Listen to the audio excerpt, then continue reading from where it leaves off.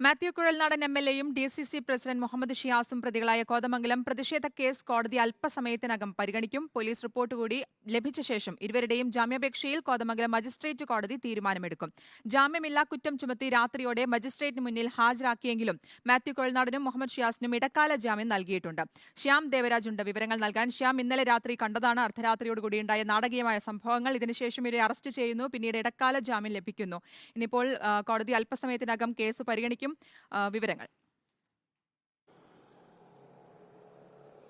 Kothamangalam judicial ഒന്നാം class magistrate കോടതി ഒന്നാണ് ഇവരുടെ കേസ്. ഇന്നലെ ഇവർക്കെതിരെ മാത്യു കുഴൽനാടൻ എം.എൽ.എക്കും ഡി.സി.സി പ്രസിഡന്റ് മുഹമ്മദ് ഷിയാസിനുമെതിരായ കേസ് രജിസ്റ്റർ ചെയ്ത കേസ് സംബന്ധിച്ച ആ കേസ് പരിഗണിക്കുന്നത്. ഇരുവരുടെയും ജാമ്യാപേക്ഷയാണ് കോടതിയുടെ പരിഗണനയിലുള്ളത്, മജിസ്ട്രേറ്റ് കോടതിയുടെ പരിഗണനയിലുള്ളത്. മാത്യു കുഴൽനാടൻ എം.എൽ.എ ഒപ്പം ഡി.സി പ്രസിഡന്റ് മുഹമ്മദ് ഷിയാസ് എന്നിവർക്കെതിരെ പ്രധാനപ്പെട്ട 3 നിയമങ്ങളിലെ അനുബന്ധ വകുപ്പുകൾ ചുമത്തിയാണ് പോലീസ് കേസെടുത്തത്. അതിൽ ഏറ്റവും പ്രധാനപ്പെട്ട വകുപ്പ് എന്ന് പറയുന്നത്, ഏറ്റവും പ്രധാനപ്പെട്ട നിയമം എന്ന് പറയുന്നത് ഇന്ത്യൻ ശിക്ഷാ നിയമത്തിലെ കലാപം ഉൾപ്പെടെയുള്ള വകുപ്പുകളാണ്. രണ്ടാമത്തേത് ആശുപത്രി സംരക്ഷണ നിയമവുമായി ബന്ധപ്പെട്ട ജാമ്യമില്ലാ കുറ്റം ചുമത്തിയിരുന്നു.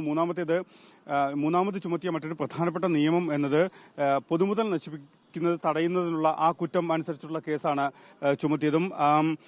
ഇത് ജാമ്യമില്ലാത്ത വകുപ്പുകൾ അനുസരിച്ചാണ് 2 കേസുകൾ ചുമത്തപ്പെട്ടത്. അതുകൊണ്ട് തന്നെ ഇന്നലെ പോലീസ് നാടകീയമായി രണ്ടുപേരെയും അറസ്റ്റ് ചെയ്യുകയും തുടർന്ന് കസ്റ്റഡിയിലെടുക്കുകയും തുടർന്ന് അറസ്റ്റ് രേഖപ്പെടുത്തുകയുമായിരുന്നു. മാത്യു കുഴൽനാടൻ എം.എൽ.എ ആണ് ഇപ്പോൾ കോടതി മുറിയിലേക്ക് കോടതിയിലേക്ക് വരുന്നത്. മാത്യു കുഴൽനാടന്റെ കാറാണ് നമ്മൾ ദൃശ്യങ്ങളിൽ കാണുന്നത്. അല്പസമയത്തിനുള്ളിൽ മാത്യു കുഴൽനാടന്റെ ഹർജിയിൽ ജാമ്യാപേക്ഷയിൽ കോടതി വാദം കേൾക്കുന്നുണ്ട്.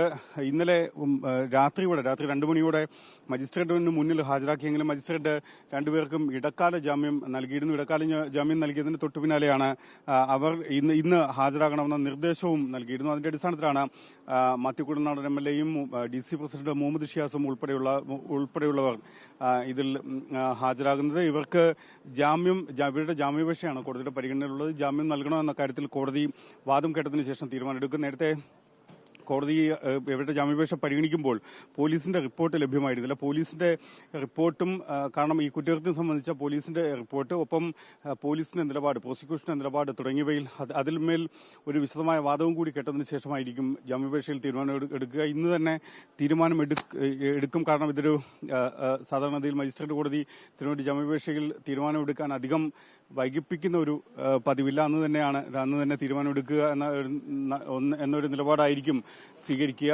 മാത്രമല്ല രണ്ടുപേർക്കും ഇതിനകം ഇടക്കാല ജാമ്യമുണ്ട്. ഇടക്കാല ജാമ്യം ഇന്ന് സ്ഥിര ജാമ്യമാക്കി നൽകുമോ ഇല്ലയോ എന്നതാണ് ഏറ്റവും പ്രധാനപ്പെട്ട കാര്യം. എന്തായാലും ആ ജാമ്യത്തിന്റെ കാര്യത്തിൽ ഇടക്കാല ജാമ്യം നൽകണോ അതോ ജാമ്യം റദ്ദാക്കണോ എന്ന കാര്യത്തിൽ ഇടക്കാല ജാമ്യം റദ്ദാക്കണോ എന്ന കാര്യത്തിൽ തീരുമാനമെടുക്കുന്നത് മജിസ്ട്രേറ്റ് കോടതിയാണ്. അത് മജിസ്ട്രേറ്റ് കോടതിയുടെ സമ്പൂർണ്ണമായി വിവേചനാധികാരത്തിന്റെ ഭാഗവും കൂടിയാണ്. എന്തായാലും ഇതിന്മേൽ പോലീസിന്റെ ഭാഗവും കൂടി, പ്രാഥമികമായ വാദവും കൂടി കേട്ടതിന് ശേഷമായിരിക്കും മജിസ്ട്രേറ്റ് കോടതി തീരുമാനമെടുക്കുക. അല്പസമയം മുമ്പാണ് ഡി.സി പ്രസിഡന്റ് മുഹമ്മദ് ഷിയാസും ഒപ്പം മൂവാറ്റുപുഴ എം.എൽ.എ മാത്യു കുഴൽനാടനും മജിസ്ട്രേറ്റ് കോടതിയിലേക്ക് എത്തിയത്. ചീഫ് ജുഡീഷ്യൽ മജിസ്ട്രേറ്റ് കോടതി 1 ഈ രണ്ടുപേരും ഹാജരായത്.